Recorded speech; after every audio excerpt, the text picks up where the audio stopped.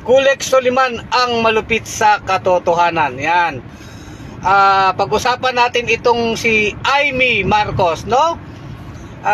Naniniwala ba kayo mga kabunyog, mga kababayan, na talagang si Imee Marcos ay talagang ilalaglag niya ang kanyang pinsan na si Martin Romualdez at maging ang kanyang kapatid, no? Ang kanyang ading na si Marcos the Junior, at syempre ang kanyang hipag na best friend niya na hipag na hindi niya best friend, ano? Kasi ito nga po, dahil nagiging issue na tong hatian, biyakan at boljakan ng Romualdez Marcos laban dito sa grupo naman ni Arroyo, ni Gloria Duterte, yung kampo nila Inday Takaw at Mangkanor, kakampi si Arroyo. Nagkabigwasan na nga dyan sa sa Kongreso, di ba? Tinanggal na sa posisyon si Gloria Arroyo at yung isang congressman sa Davao City, no, ng grupo ni Martin Romualdez.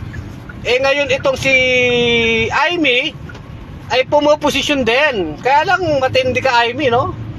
Kumbaga kumakampi po si Imee Marcos dito sa grupo nila Inday Takaw, no? Ibig sabihin talagang ang simpatya ni Imee Marcos nasa Duterte. Hindi po sa kanyang pinsan na si Martin Romualdez at sa kanyang kapatid na si The Junior, at lalo na sa kanyang hipag.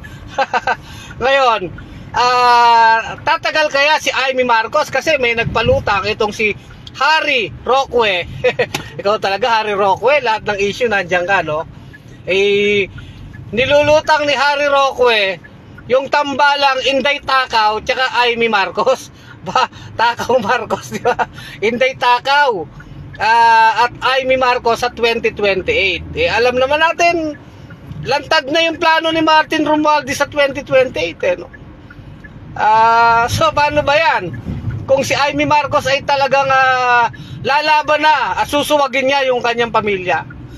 At pinuri pa nga talaga ni Inday Takaw nung itong si Sara Duterte ini-interview ng media. Sabi niya, sa panahon ngayon mahirap na makahanap ng kaibigan sa politika. Kasi walang permanenteng kaibigan, walang permanenteng kaaway. Totoo naman yun, ano? No permanent enemies, no permanent friends. Pero sabi ni Inday Takaw, sabi ni Inday Takaw, tunay na kaibigan daw itong sila Gloria Arroyo dahil hindi siya iniwan. Kaya nga tignan natin kung si Imee Marcos ay tatagal, no? Tignan natin kung anong ambisyon. Kumbaga sa Madyong, may ambisyon, no?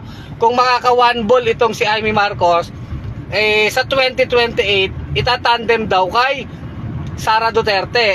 Sabi ni Inday Takaw, yung daw relasyon ng Marcos Duterte talagang dumadaan sa rock patch o rough, nagiging talagang lubak-lubak na daan. Hindi lang po lubak-lubak na daan, boljakan na po yan, ano? Kaya talagang tingin ko wala na, hindi na po magagamot yung hatian, yung boljakan, no? Yung split ng Marcos, ng Duterte Arroyo laban sa Romualdez Marcos. At yan ngang si Imee Marcos ay talagang best friend niya si Inday. Kumakampi siya kay Inday Takaw sa mga Duterte. Abangan natin ang susunod na kabanata. Nako, Imee Marcos, lagot ko sa hipag mo. Kay Lisa Ismags, kay Lisa Araneta. Sabagay, marami na rin kinukwento yung mga dating mga Marcos, talagang hindi kasundo ni Imee Marcos ang kanyang hipag na si Lisa Araneta.